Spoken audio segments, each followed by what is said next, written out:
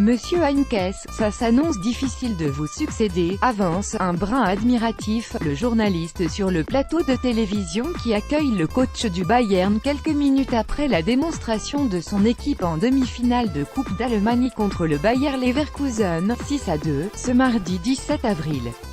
Non, contredit aussitôt l'illustre septuagénaire, mon successeur va trouver une équipe en très bon état, physiquement au top, et même mieux encore.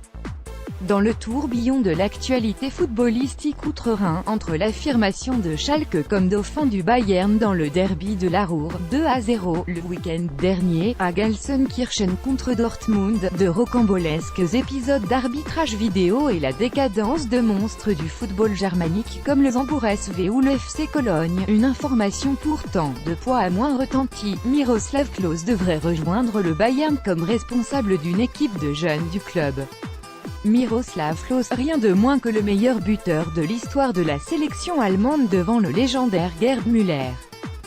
Franck Ribéry et Jupp Heynckes. Getty Images. Klose, 39 ans, qui est actuellement conseiller pour les attaquants au sein de l'équipe nationale, est la nouvelle pièce d'un puzzle en cours de constitution. Le Bayern intègre en effet au sein de sa hiérarchie et de son staff toute une série de personnalités qui sont d'anciens joueurs des années 2000, comme il l'avait fait avec les légendes des années 1970 Enes, Rummenigge et Beckenbauer. Après Hassan Salihamidzic, 41 ans, sextuple champion d'Allemagne et vainqueur de la Ligue des Champions en 2001, comme directeur sportif, après Niko Kovac, 46 ans, vainqueur de la Coupe du Monde des clubs et champion d'Allemagne, comme entraîneur, voici donc Klose. Et d'autres encore dans un futur proche. Selon nos confrères de l'hebdomadaire Sportbild, Mehmet Scholl, 47 ans, octuple champion d'Allemagne et lui aussi vainqueur de la Ligue des Champions en 2001, est en discussion avec le président. Chouchou des supporters bavarois, Mehmet a déjà entraîné l'équipe réserve de 2009 à 2010 et de 2012 à 2013. Klose incognito à Munich, Sabenerstrasse, au siège du club, la direction ne laisse jamais grand-chose au hasard. Discrètement et efficacement. Samedi après-midi, Klose assistait incognito au match des U19 du Bayern contre Heidenheim. Tout n'est cependant pas limpide pour autant.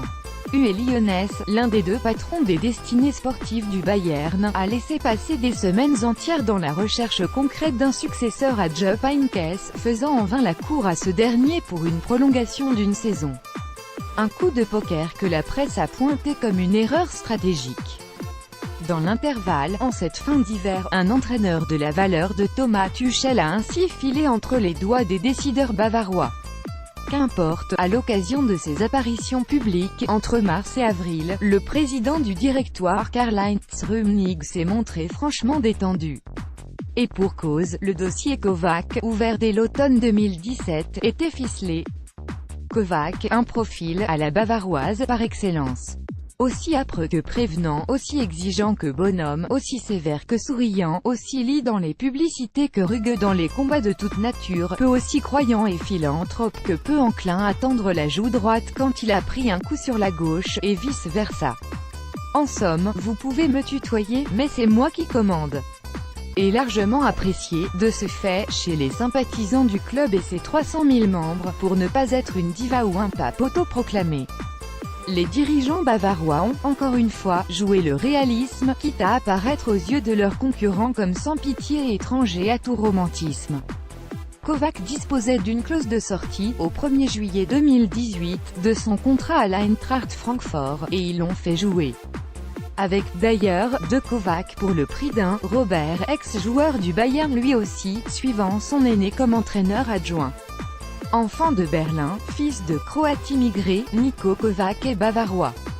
De famille, ses parents habitent Munich, et de cœur, dans la mesure où il n'a jamais rompu le lien, sportif comme sentimental, qui l'unit au Bayern depuis ses succès de joueur. Pour autant, cela ne suffit pas à donner les garanties de succès nécessaires dans un club ayant les plus hautes exigences footballistiques.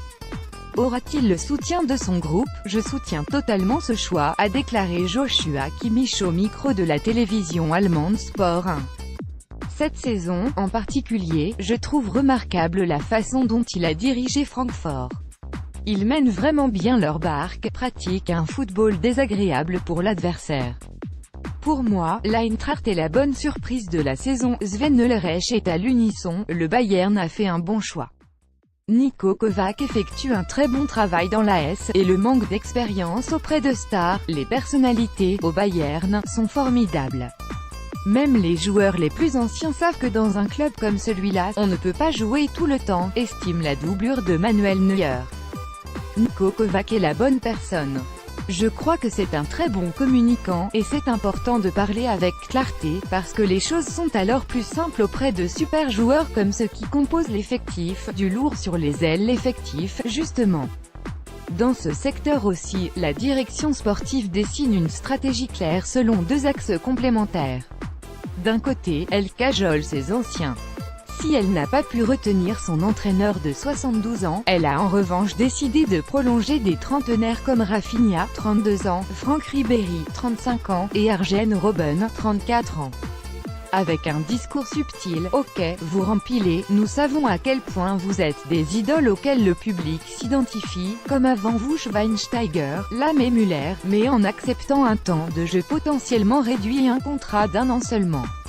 En effet, après Kingsley Coman, à qui le Bayern a laissé le temps de prendre confiance et de s'acclimater, et qui a trouvé ses marques cette saison avant sa récente blessure, Serge Gnabry, vice-champion olympique et champion d'Europe espoir, est disponible de retour de près d'Hoffenheim. À 23 ans, il les fêtera le 14 juillet, le Swab arrive lui aussi à maturité et concurrencera Ribéry, comme Coman l'a fait cette saison. Et que dire de Leon Goretzka, le prodigieux milieu relayeur de Schalke, 23 ans lui aussi, vainqueur de la dernière Coupe des Confédérations internationales, a déjà affirmé qu'il va venir gonfler un secteur du milieu axial où le FCB est déjà richement pourvu avec Thiago, James, dont l'option d'achat au Real Madrid va être Levaes Tolisso, Rudy, Vidal et autres Javi Martinez.